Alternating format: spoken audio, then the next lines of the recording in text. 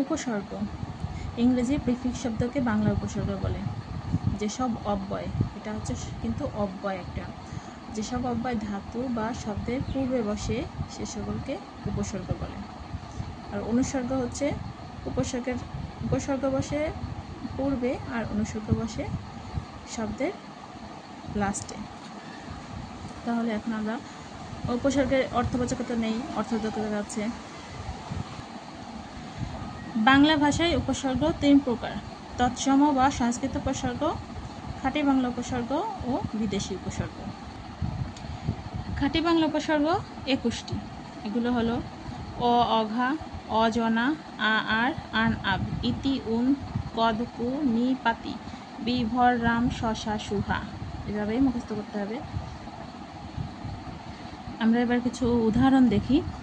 অ দিয়ে যেমন অজানা, তারপরে আন কোড়া, আ দিয়ে, কু দিয়ে কুকথা, পাতিলেবু, সজাগ, অপিচ, হাবাতে, অবেলা, অজমূর্খ, অকাল, আকারা, কু অভ্যাস, বিফল, সজাগ, এ সবগুলোই খাঁটি বাংলা উপসর্গ। অপসর্গ যুগে যেমন অচিন শব্দে এটা নঞ্চর্থক অর্থে ব্যবহৃত হয়েছে। পাতি উপসর্গটি পাতিহাস শব্দে যেমন ছোট অর্থে, পাতি এখানে ছোট অর্থে ব্যবহৃত হয়েছে। হা উপসর্গ হাবাতে যেখানে অভাব অর্থে ব্যবহৃত হয়েছে। আমরি বাংলা ভাষা, এই চরণটিতে আ উপসর্গটি আনন্দ প্রকাশ পেয়েছে। এটা অনেক পরীক্ষায় আসে।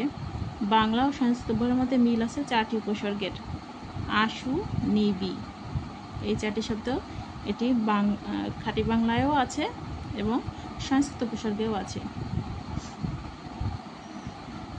নীলাজ, এটা একটা খাঁটি বাংলা উপসর্গ। নীলাজ, এই যে নি এখানে উপসর্গ হিসেবে নীলাজ, খাঁটি বাংলা। নিখাদ, নি উপসর্গটি আতিশয্য অর্থে ব্যবহৃত হয়েছে। নিখাদ শব্দে নি উপসর্গটি আতিশয্য অর্থে ব্যবহৃত হয়েছে। সজাগ শব্দের স উপসর্গটি বাংলা।